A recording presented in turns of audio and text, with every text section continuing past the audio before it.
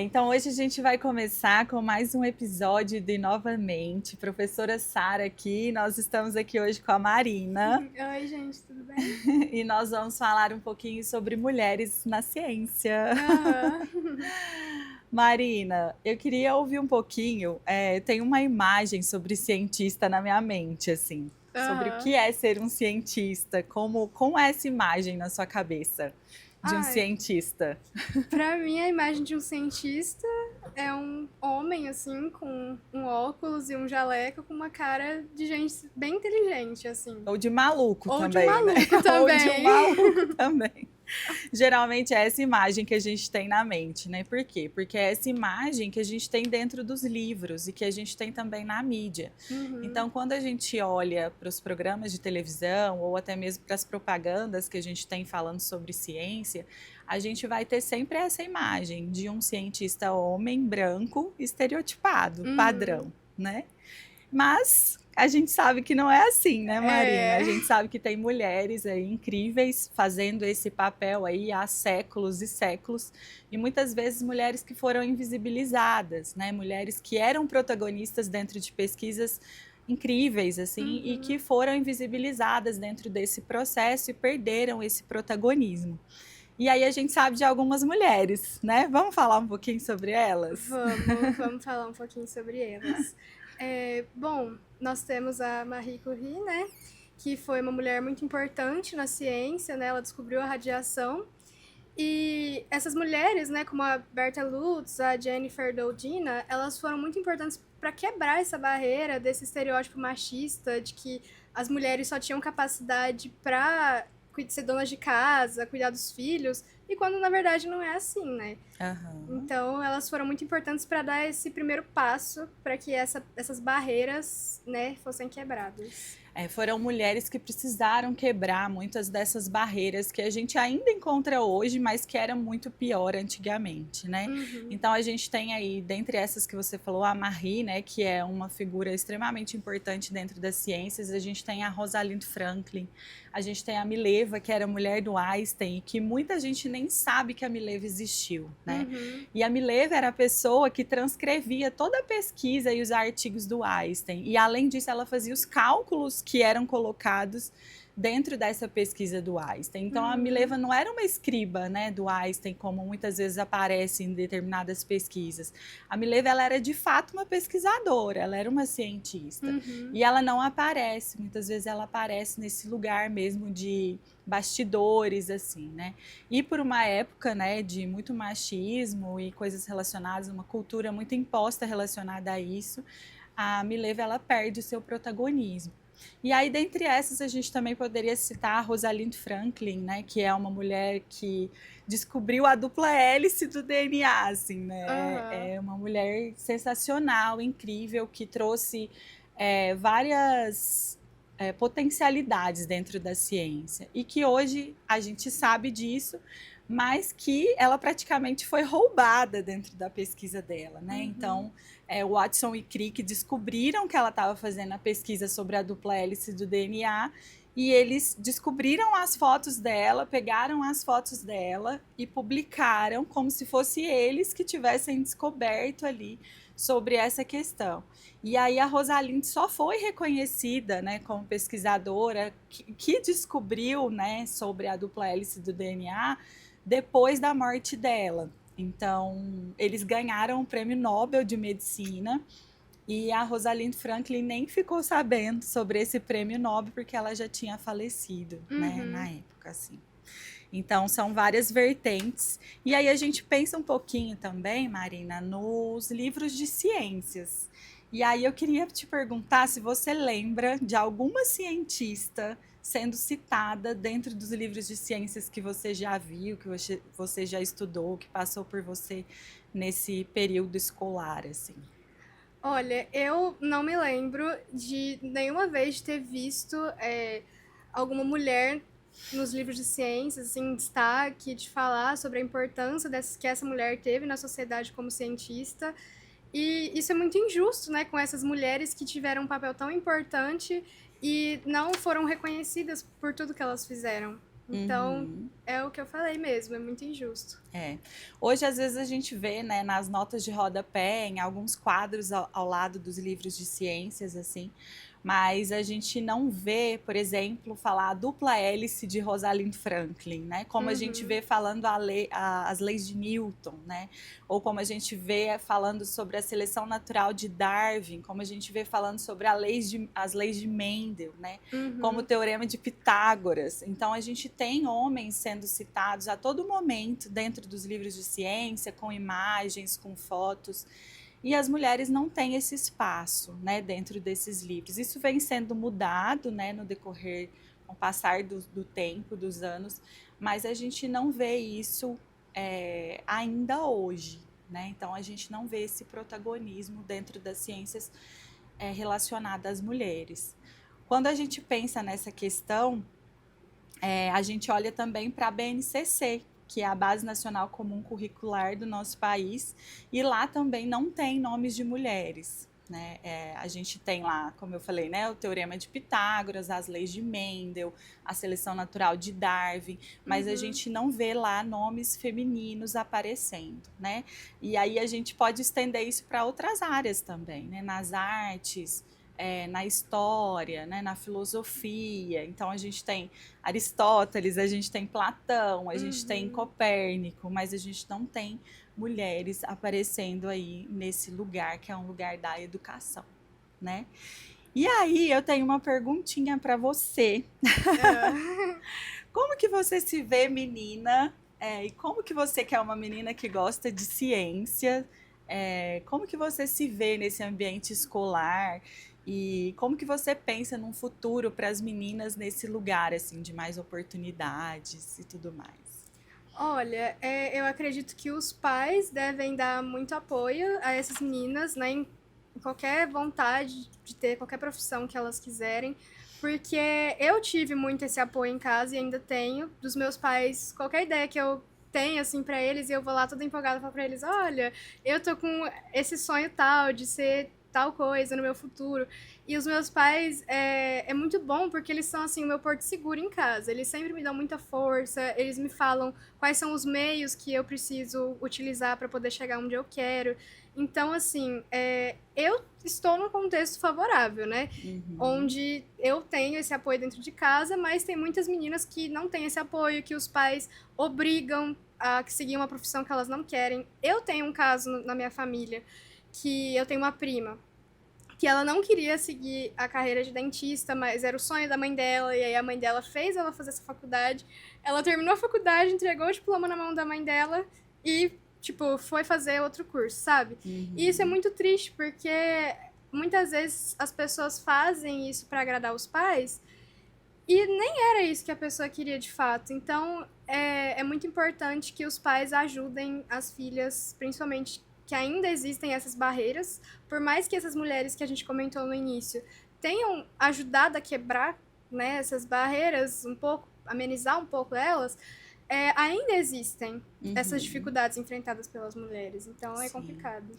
A gente tem questões muito culturais, né, muito sociais, assim, quando a gente pensa que quando a gente vai brincar, né, os brinquedos que são dados para as meninas, né, geralmente são brinquedos para a gente ser uma cuidadora, né? Por exemplo, a gente ganha bonecas, a gente ganha casinhas que a gente vai limpar, a gente ganha xícaras, né? É bem isso. Bule, uma lavadora de louça, é isso que a gente geralmente ganha, né? Enquanto que os meninos ganham kits de cientistas, né, engenheiros, engenheirinho, né, tem até aquele kit de engenheirinho e tudo mais. E você teve algo nesse sentido, assim, na sua infância que te marcou? Olha, na minha infância, eu sempre tive esses brinquedos que você citou, mas assim, eu acho interessante a gente pensar que eu sempre tive muita Barbie, a maioria dos meus brinquedos era Barbie. Então, assim, as minhas Barbies tinham uma variedade grande de profissões, né? Porque a Barbie foi um brinquedo muito importante, né? Ao longo dos anos, eles foram colocando Barbies com várias profissões, até para quebrar essa barreira machista e incentivar as meninas a não seguir só aquelas coisas de estereótipo machista, né? Que são os nenenzinhos que tem de brinquedo, que eles dão para as crianças, esses brinquedos de cozinha. Então, eu sempre tive muita Barbie, né? Como eu falei, e eu acho que isso me ajudou a abrir minha mente sobre outras profissões que eu poderia seguir. Então, e até o filme da Barbie agora vem com essa proposta, né? Sim. De não machismo, das mulheres meio que dominando o mundo e tudo mais, né? Então a Barbie, ela traz essa disrupção, assim, nesse momento, né, agora. Sim. Muito bom, Marina. E aí, dentro dessa perspectiva, eu lembro da minha infância, e na minha infância, assim, eu não lembro de falar nada sobre ciências, assim, na minha casa, né? Eu lembro da minha avó falando muito pra gente estudar, porque ela fez até a 4ª série, então tive uma avó que fez até a 4ª série, a minha mãe fez até o ensino médio e eu consegui fazer o mestrado, né? Então, a gente o tempo vai passando e a gente de fato vai conquistando algumas coisas, né? Mas eu só lembro, assim, da minha avó trazendo essa questão, né, de estuda, porque estudar te leva a lugares diferentes, né? Então, ela ter feito até a 4ª série, ela sabia só escrever, né, praticamente, escrever e ler, assim. Então, ela sempre falando isso pra gente sair desse lugar, né, de que ela viveu, né? Esse lugar que era só de cuidado. E não tem nenhum problema a mulher que quer ficar nesse lugar de cuidador e tudo mais, né? É um lugar lindo, assim, né? Inclusive, a gente precisa reconhecer esse lugar de cuidado também, né? Que é importante, que as mulheres fazem também. Mas que as mulheres tenham essas oportunidades, e principalmente a oportunidade de ver que existem outras possibilidades de ser, de existir, né? E aí a gente tem alguns dados que são dados, assim, muito alarmantes em relação às mulheres que são doutoras no Brasil. Hoje a gente tem que mais de 50% das mulheres, né, dos doutores do Brasil são mulheres, né? Então a gente tem aí 53% de doutoras no Brasil. Mas dessas 53% de mulheres, somente 10%, 12% delas conseguem lugares de liderança nos centros de pesquisa. Então, as mulheres, apesar de elas fazerem doutorado e serem aí a maior porcentagem de doutoras no Brasil, elas têm elas têm dificuldade de se colocar em lugares, né, de liderança. Então, isso é um grande problema, assim, que a gente vê, e não é só dentro da ciência, aí a gente vê também dentro das empresas, né, com as mulheres muito bem, com posições grandes dentro do setor acadêmico, então mestres e doutores, mas dentro de empresas com cargos mais baixos do que homens que muitas vezes não têm a mesma estrutura educativa ali do que a mulher, né? Então, a gente tem essa questão, e aí tem uma pesquisadora aqui da UFA, Alessandra Psolati, que ela traz sobre isso, e traz principalmente sobre as pesquisadoras do Brasil, né? Que por uma relação com a credibilidade, então as pessoas não acreditam nessas mulheres para estarem em cargos de liderança, né? E também sobre a questão relacionada à família e à maternidade. Muitas vezes, quando as mulheres constituem a família e quando elas se tornam mães, principalmente, elas desistem das carreiras delas. Ou elas desistem das posições de lideranças onde elas estavam, por não conseguir conciliar, por não ter um apoio, muito provavelmente um apoio masculino, né, nesse momento da vida delas. Né? Então, elas desistem desses lugares de liderança. E aí, a gente percebe que existe outro caminho, né? E o caminho que a gente vê para essas meninas é a informação e a educação. E aí eu queria que você falasse um pouquinho sobre isso. O que você acha? Como que a educação pode contribuir para levar essas meninas para esse lugar de oportunidade, de conhecimento? E para estar dentro desses centros de pesquisa e se tornarem grandes cientistas? Então, eu acredito que com a educação, as meninas aprendem como que elas vão poder chegar lá. Então, se elas vão para a escola, elas têm aulas de ciências, né? Quando chegam no ensino médio, tem biologia, física, química. Então, elas aprendem um pouco sobre aquele conteúdo, elas conseguem ver se aquele conteúdo interessa realmente elas, se tem a ver com o perfil delas, se elas têm facilidade, né? Se têm vocação para aquilo mesmo. E isso permite com que elas decidam qual profissão elas vão seguir no futuro, né? Até em relação a outras matérias também, matemática, história. Então é muito importante que elas tenham essa oportunidade de estar dentro de um meio, que elas recebam esse tipo de educação, para elas verem quais são as opções que tem dentro do currículo. E os meninos? Qual que é o lugar dos meninos? Nessa questão de ajudar De as ajudar meninas. as meninas nesse sentido. Eu acho que o lugar dos meninos seria ajudar a dar continuidade no que as mulheres que começaram a quebrar essas barreiras, né, que eles continuassem com isso, né, que apoiando né? as mulheres, Principalmente. e vendo assim de que maneira eles podem ajudar as mulheres, de mudar esse pensamento machista que influencia muitas mulheres nesse meio. Então, eu acho que essa é a principal função. E dar um apoio também para essas mães que têm os filhos, né, durante um período que elas gostariam de cursar algum mestrado, alguma faculdade. Então, tipo, ajudar a mulher a cuidar da criança. Então, eu acho que tudo isso são maneiras de apoiar a mulher nesse sentido. Eu acredito que ouvir, a primeira coisa que os meninos e os homens, eles precisam, né, fazer é aprender a ouvir mulheres. Inclusive, existem estudos relacionados a isso, que é muito mais difícil para os homens escutar as mulheres, ouvir mesmo as mulheres falando, do que os homens. Quando os homens falam, os outros homens, eles prestam atenção por mais tempo do que quando uma mulher fala. Então, acho que quando os homens, eles aprendem a ouvir, né, eles saem desse lugar e começam e ouvir de verdade, né? A prestar atenção, ouvir e mudar e entender que algo precisa ser mudado nesse sentido.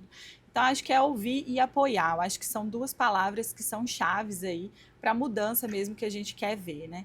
Porque não adianta a gente falar de um lugar de mudança para as mulheres num mundo onde também existem homens, e esses homens, eles precisam acompanhar essas mudanças que vão vir daqui para frente, né? Então, ouvir essas mulheres, apoiar, tá em casa, precisa de um apoio, de uma ajuda, né? De coisas simples mesmo do dia a dia, de lavar uma louça, enfim, né? Aquelas coisas que também são funções masculinas, né? E que muitas vezes é deixada para os homens e as mulheres, deixada para as mulheres, e as mulheres são retiradas desses lugares mesmo, que são lugares importantes delas estarem também, como os centros de pesquisa e tantas outras profissões, né? E aí a gente pensa, então, nessa questão, e quando a gente pensa sobre isso, eu penso muito sobre esperança, né? E eu vi esses dias um livro que trouxe a Jaqueline Góes. Você conhece a Jaqueline Góes? Não conheço, mas... A Jaqueline Góes é uma cientista negra brasileira, e ela codificou toda a sequência do Covid-19, e ela codificou isso em 24 horas. Mas ela teve um grande destaque nessa pesquisa dela, assim, nesse sentido, na rapidez que ela fez esse sequenciamento aí do vírus da Covid-19. E é muito lindo, assim, ver que a Jaqueline é uma mulher negra, né? Que é uma brasileira, que é uma pessoa que vem aqui da América do Sul e que teve um destaque tão grande, assim, num momento tão importante que foi a pandemia, que é um momento que a gente viu a importância da ciência também, né? A gente viu ali na pandemia que a ciência, ela tem um lugar de referência na nossa vida, né? Que a gente precisa dela a todo momento. E que muitas vezes, se a gente não tiver essa ciência, esses espaços de ciência, esses espaços educativos, a gente tem problemas sociais, ambientais, enfim, de saúde, que são imensos, né? Então, a Jaqueline até trouxe um textinho aqui que fala que a biomédica, ela atribuiu parte desse sucesso à sua mentora, a imunologista e professora Esther Sabino, chefe da equipe de maioria feminina que sequenciou o vírus. E ela não, a chefe dela, né, no caso, ela não só me incentivava, ela falou, como ela abriu espaço para que eu possa brilhar. E foi Esther que estimulou Jaqueline a dar entrevistas e falar sobre o feito. Se fosse qualquer outra pessoa, principalmente um homem, o sequenciamento teria sido contabilizado para ela, como chefe do grupo de pesquisa, ou seja, ela só teve o sucesso que ela teve nessa pesquisa porque ela teve uma chefe que era uma chefe mulher e que possibilitou que ela brilhasse, né? Então, a gente precisa também do apoio das mulheres nesse sentido, dos homens e das mulheres, né? E aí depois aqui embaixo eu achei muito legal essa parte desse livro, que fala sobre uma entrevista que a americana, a Viola Davis, deu. E ela foi questionada sobre a importância da representatividade. Por exemplo, a gente vê mulheres dentro dos livros de ciência, a gente está falando sobre mulheres representando mulheres dentro dos livros de ciência, né? E ela respondeu assim, que é preciso ver uma manifestação física dos seus sonhos. Você precisa saber que seu sonho é possível. Todos os sonhos são possíveis. O que separa o sonho da realidade é o caminho da oportunidade. Ou seja, não existe sonho que possa ser realizado sem a gente oportunizar esses sonhos. Então, quantas meninas a gente vê, né, que não tem oportunidade nem de saber sobre essas informações que a gente está colocando aqui hoje, né? Diferentes realidades. E aí a gente tem países onde meninas não podem estudar, né? Por exemplo, no Paquistão, que é o país da Malala, né? E lá eles lutam pelo direito das meninas dentro das escolas ainda. Então, a gente está aqui falando sobre meninas na ciência e o quanto é difícil isso no nosso contexto, mas existem contextos que são muito mais desafiadores, onde as mulheres elas não podem mostrar o rosto delas, né? Então, cada dia mais a gente lutar por isso e ocupar esses espaços. Sim. Quer falar mais alguma coisa? Eu acho que acrescentar sobre a questão dos brinquedos, né? Eu gostaria de compartilhar uma experiência que eu vivenciei na educação infantil, que nessa época, né, o que as professoras faziam? Toda semana, elas sorteavam um aluno da sala, ou aluna, né? Então, os meninos também estavam no meio dessa brincadeira, que era o quê? A gente levar uma boneca, assim, que era um bebezinho, para casa, né? E aí, a gente tinha que cuidar da boneca, né? Trocar a fraldinha dela, essas coisas assim. E o meu pai, recentemente, ele me contou que nessa época teve uma reunião de pais, nessa escolinha que eu estudava, e nessa reunião de pais, os pais dos meninos reclamaram que os meninos não deveriam brincar com aquela boneca e que foram argumentando lá com uma visão extremamente machista, né, de que o homem não tem que exercer esse papel numa família. E eu achei isso, assim, um absurdo, porque não é só a mulher que tem que ficar sobrecarregada de fazer tudo isso e ainda ter que trabalhar, porque às vezes é uma família simples, né, que precisa de um dinheiro ali a mais para conseguir sobreviver. Então, assim, eu achei isso muito, assim, fora da realidade, porque até pelo período que a gente tá, já se passaram muitos anos que essas mulheres ajudaram a amenizar essas barreiras e ainda assim existem pessoas com essa visão extremamente sem sentido, né? Então, eu achei isso muito triste da gente refletir. Sim, primeiro que é só uma brincadeira, né? Então. E segundo que por que não? Os meninos não podem estar nesse lugar também de cuidadores, né? Esse lugar também é um lugar importante dentro da sociedade, né? Então a gente às vezes desqualifica esse lugar, que é um lugar que a mulher ocupou por muitos anos. Sim. Então o cuidado, ele não tem valor, né? Ele não tem valor financeiro e ele muitas vezes não tem um valor social por não ter esse valor financeiro também, né? Então é uma problemática muito grande isso, e isso acontece dentro de várias escolas, né, do Brasil, assim, dentro de várias famílias, né, que coloca esse lugar, né, do brinquedo como extremamente importante, não vê isso como uma brincadeira, que pode ser uma brincadeira que de fato vai levar o menino a ser um bom pai, né? Sim, sim. Que seria algo positivo. Exatamente. Para essa criança, né? Ser um pai presente, né? Exatamente. Então, é muito importante. Então é isso. Então acho que a gente tá aqui para dar oportunidade, né, para essas meninas como você, falar cada vez mais, né, para professoras mulheres ocuparem esses espaços e cientistas estarem cada vez mais aí dentro desses espaços e ocupar esses espaços de liderança que são tão importantes na nossa sociedade.